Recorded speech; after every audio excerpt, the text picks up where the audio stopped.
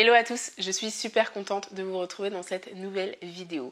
Et si c'est la première fois que vous arrivez sur cette chaîne, écoutez, moi c'est Cora et je suis ravie de vous accueillir. Alors aujourd'hui, on va parler logement et plus précisément comment trouver un logement à Toronto. Puisque je pense que si vous avez vu ma vidéo concernant mes 2 premières semaines au Canada, vous le savez, j'ai emménagé dans mon appartement très peu de temps après mon arrivée. Et c'est vrai que quand on arrive dans un nouveau pays, pour moi, les 2 plus gros challenges, c'est la recherche de logement et la recherche d'emploi. Et c'est des défis que j'ai déjà eu à relever lors de mon expatriation en Angleterre. Et c'est vrai que là, pour le coup, je trouve que quand même mon expérience, elle est différente de celle que j'ai eue en Angleterre. À travers cette vidéo, je vais partager avec vous toutes les informations que j'ai réussi à glaner jusqu'ici, à savoir quel mode et type de logement vous pouvez trouver à Toronto, quelles sont les méthodes pour trouver un logement, et enfin, je vous parlerai un petit peu plus de mon appartement et je vous proposerai un petit room tour pour que vous puissiez voir un petit peu dans quel environnement j'évolue aujourd'hui. Allez, c'est parti, je vous dis tout.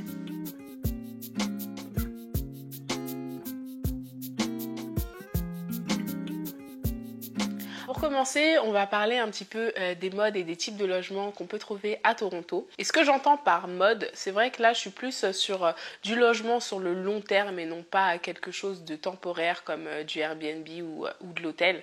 Là je parle vraiment de quand on veut s'installer dans la ville. Et là je trouve que pour le coup, Toronto c'est assez similaire à ce que j'ai pu connaître en Angleterre ou en France. C'est vrai qu'ici en fait la colocation est très démocratisée, mais à côté de ça, il y a beaucoup de gens aussi qui vivent seuls. Après, c'est à vous de voir le mode de logement que vous préférez. C'est vrai que les deux ont leurs avantages, les deux ont leurs inconvénients. La colocation, ça a ses avantages, notamment quand on arrive dans un nouveau pays, puisque ça permet de créer du contact et du lien assez rapidement.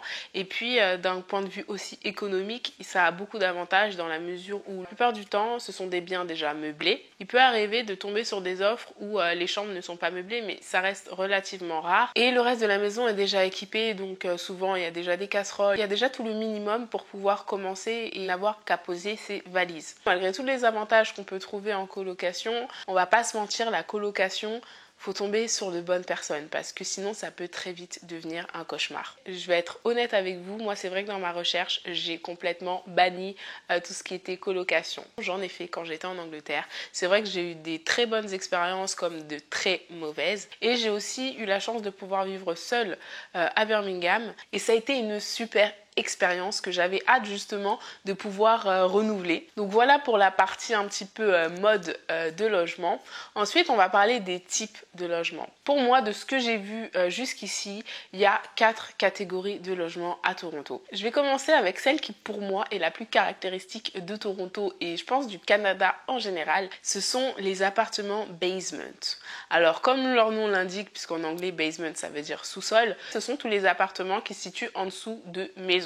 Puisque c'est vrai qu'au Canada, il est très courant que les maisons aient des sous-sols et que les gens justement les aménagent en appartements pour les louer. Après, on a plusieurs types de basement. Ça peut aller du studio à l'appartement, à 2 chambres. Enfin, tout va dépendre vraiment de la surface en fait. Voilà ce qu'il en est pour la première catégorie. Ensuite, on va rester toujours dans la catégorie appartement, mais on va sortir de terre et on va aller dans les appartements en fait que je vais appeler plus lambda. Je dis lambda juste pour faire le distinguo entre les basements et la catégorie des condos qu'on va voir juste après. Et ce que j'entends par appartement lambda, c'est juste en fait tous les appartements meublés ou pas que vous pouvez un peu trouver dans des immeubles, on va dire standards.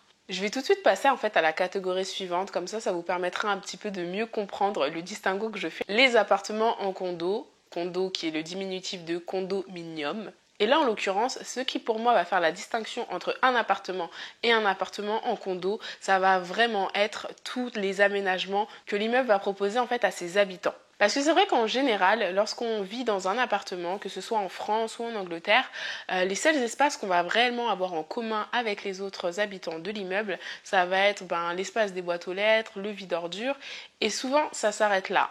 Et en condominium, ce qui fait vraiment la différence, ce sont tous les aménagements disponibles et communs qui vont pouvoir être proposés dans l'immeuble.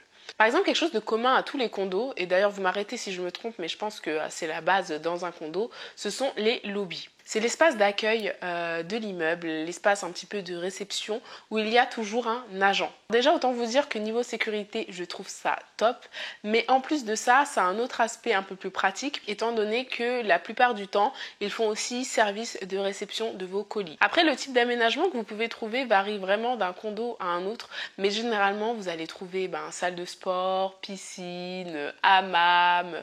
Pour les plus chanceux, ça peut aller jusqu'au cinéma. Il y a vraiment de tout. Il y a même des condos qui donnent directement un accès au sous-sol pour rejoindre les galeries et pouvoir accéder au réseau des transports. Après, encore une fois, tout dépend des condos.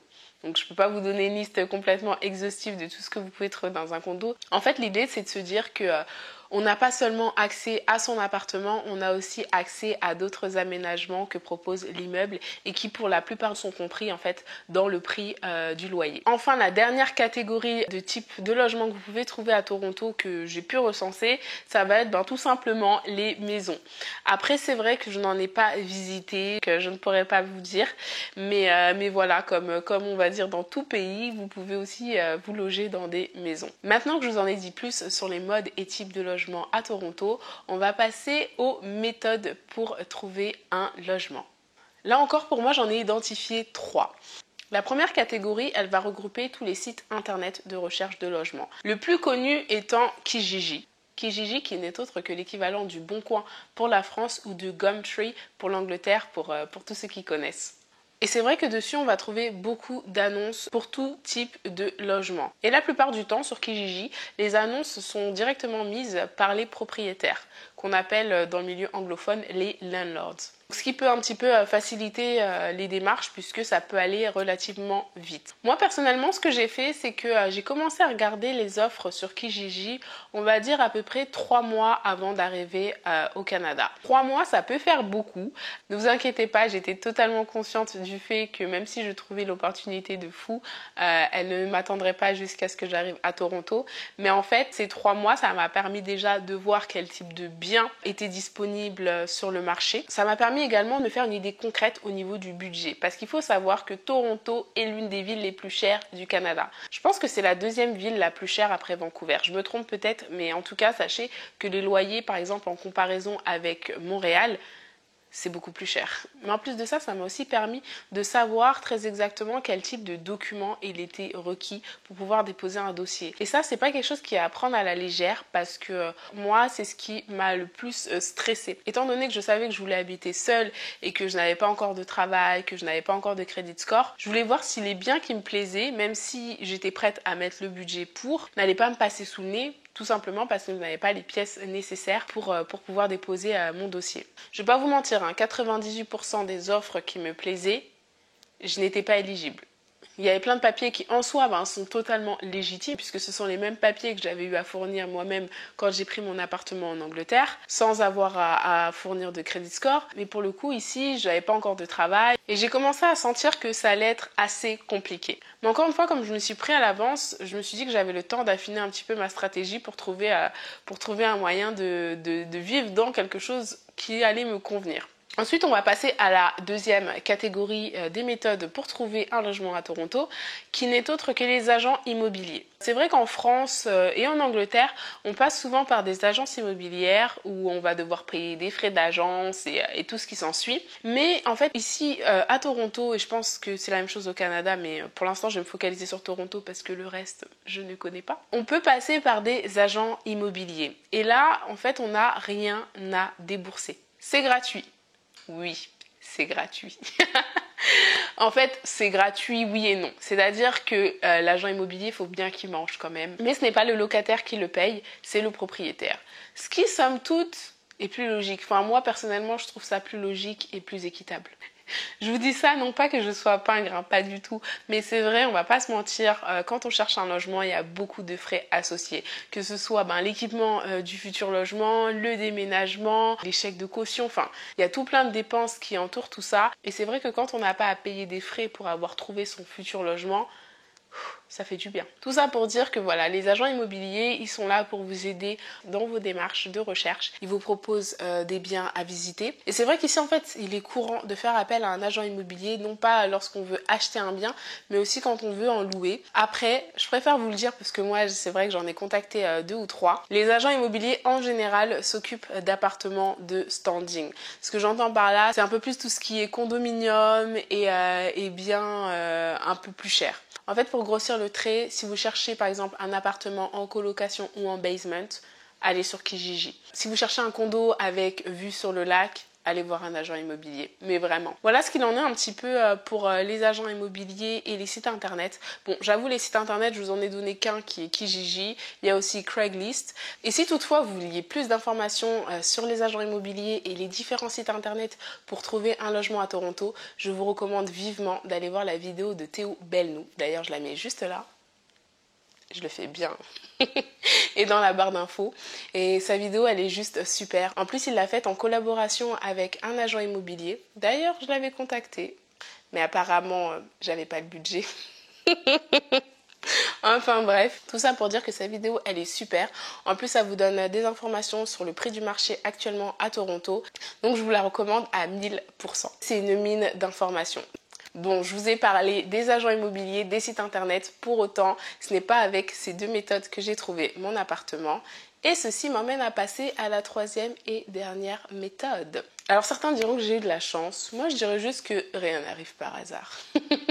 Non, je rigole. Dernière catégorie, qui n'est autre que le réseau. Alors quand je vous parle de réseau, c'est au sens large et strict du terme, dans le sens où tout à l'heure je vous parlais de site internet, j'aurais pu mettre aussi les groupes Facebook dans les sites internet, sauf que pour moi je trouve que ça fait un peu plus partie du réseautage plutôt qu'un site internet à proprement parler, puisqu'il y a plein de groupes, comme le groupe des Français à Toronto, je vous mettrai le lien, je sais plus comment il s'appelle, je crois que c'est les Croutards à Toronto, oh shame on me, je me rappelle plus du nom. Je suis vraiment désolée. Mais toujours est-il qu'il y a souvent des annonces en fait pour des reprises de bail, pour des sous-locations. Enfin, il y a beaucoup d'annonces sur ce genre de groupe. Donc je vous invite fortement à rejoindre ce type de groupe quelques mois en fait avant de partir parce que ça pourra sûrement vous aider. Donc là pour moi, ça va être du réseautage mais au sens large. Et c'est vrai que moi pendant tout le process où je commençais à regarder un petit peu les biens, je commençais vraiment à, je vais pas dire paniquer parce que c'était pas le mot, j'étais pas en panique, mais je commençais réellement à m'inquiéter dans le sens où la colocation commençait à me faire des appels de phare. Parce que je me rendais compte que les types d'appartements qui me plaisaient allaient être compliqués à avoir compte tenu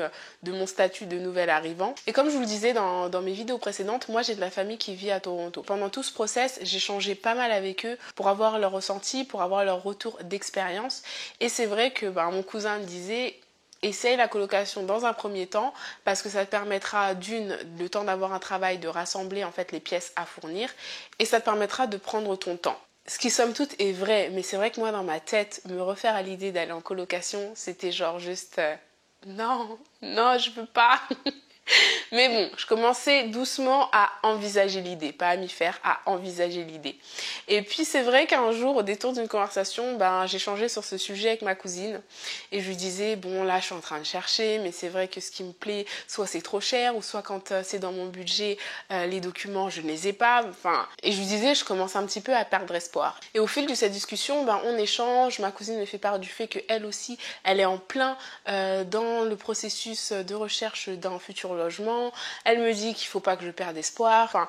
Elle me rassure et ça me fait du bien sur le coup. Donc on raccroche, je suis pleine d'espoir. Et là d'un coup, flash, elle déménage. Mais son appartement là actuel, qu'est-ce qu'elle en fait? Et là, ni une ni deux, je reprends mon téléphone et je lui dis... Comment te dire, ton appartement, il devient quoi quand tu auras déménagé? Est-ce que tu peux en parler à ton landlord? Parce que je serais très intéressée. Et voilà, et en fait, c'est vrai que sur le coup, j'y avais pas pensé, mais en fait, quand j'ai raccroché, tout est devenu limpide. Et il s'avère que, voilà, elle a demandé à son propriétaire qui a accepté que je reprenne l'appartement. Donc tout ça pour dire que ce n'est pas toujours une fatalité quand on n'a pas les documents nécessaires, qu'il ne faut pas hésiter à échanger, en fait. Si vous connaissez des gens qui sont dans la ville où vous voulez aller habiter, si vous... Parlez-en.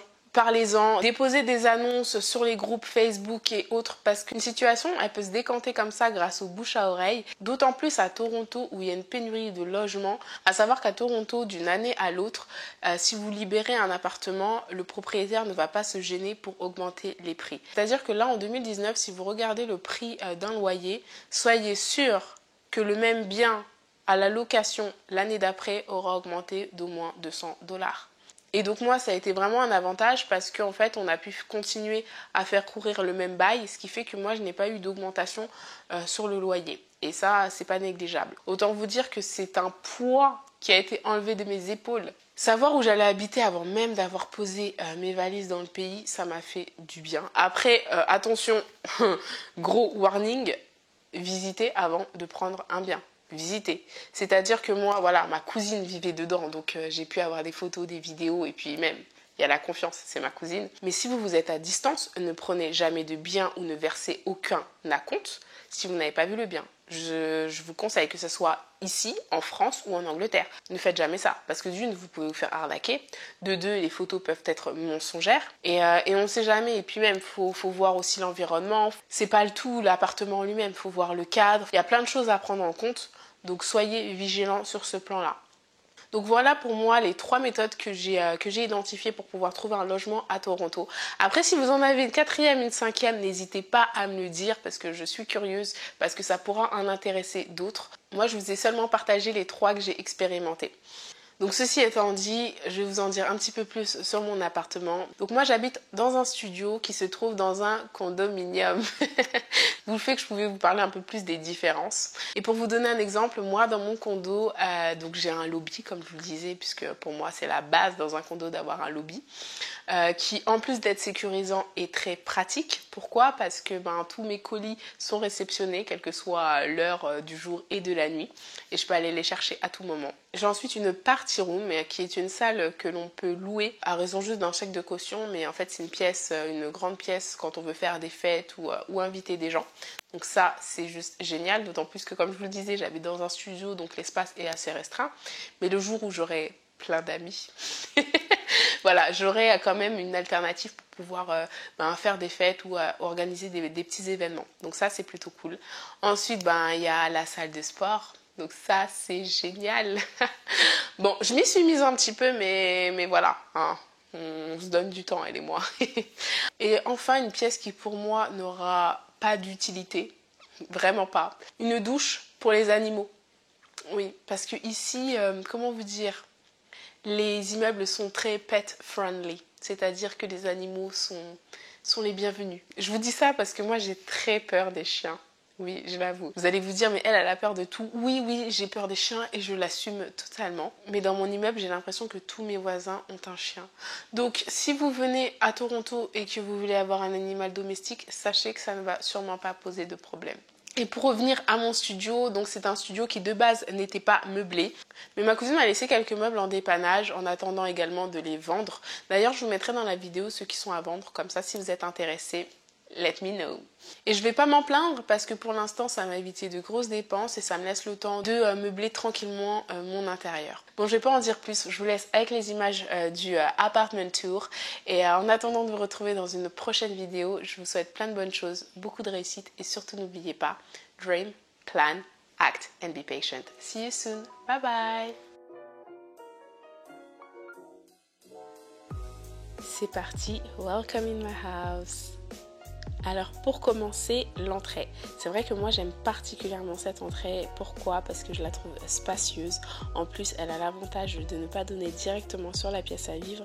Et je trouve que c'est particulièrement appréciable, surtout quand on vit en studio. Là, j'ai une très grande armoire qui prend toutes mes affaires et bien plus encore. Parce que je pense que je peux m'y cacher et je peux cacher des gens avec moi facilement. Ensuite, on a ma mini buanderie.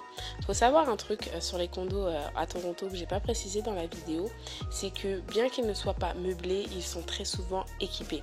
Donc là, en l'occurrence, j'ai une machine à laver et un sèche-linge. Et ce que j'aime tout particulièrement, c'est le fait qu'ils soient dissimulés derrière une porte, ce qui atténue également le bruit lorsqu'ils sont en marche. pour continuer ma cuisine. Donc comme ça, elle ne paye pas de mine dans son petit couloir, mais elle est très fonctionnelle. Et comme je vous le disais, elle aussi était déjà équipée. Le four, le micro-ondes, le réfrigérateur, le congélateur ainsi que le lave-vaisselle étaient déjà là. Et j'ai également énormément de rangements. On est maintenant en plein milieu de la pièce principale, donc avec le clic-clac, la table de bar, la commode. Donc comme je vous disais, la plupart sont en vente.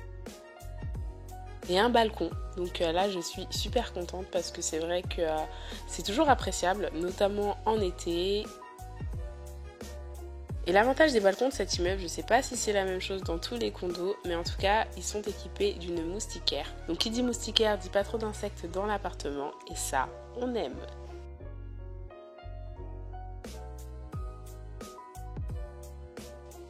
On continue avec la salle de bain parce que il faut bien se laver avec les toilettes dans la salle de bain. Ça me dérange pas plus que ça puisque c'est ce que j'avais quand j'étais en Angleterre. Et j'aime également beaucoup cette salle de bain parce qu'elle est elle aussi très fonctionnelle avec beaucoup de rangements. Et une autre porte avec là encore un autre petit placard qui me permet quand je ferme le clic-clac de mettre mon linge de lit et de mettre tout le reste de mes affaires. Voilà ce qu'il en est de mon petit studio. Pour l'instant il est un petit peu vide mais il me plaît déjà énormément et je reviendrai très prochainement d'ailleurs avec mes tips et mes conseils pour meubler son intérieur à Toronto. Et en attendant je vous dis à très bientôt. Bye bye. La maison et elle est sérieuse la lumière. Hey, come back please, I need the sun. Allez, le soleil revient. C'est nul hein.